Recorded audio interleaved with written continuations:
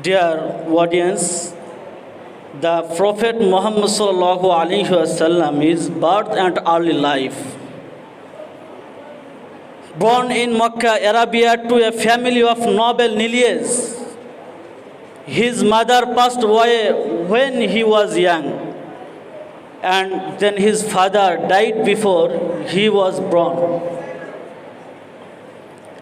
He was raised by his grandfather, the name is Abdul Muttalib, and then his uncle, the name is Abu Talib.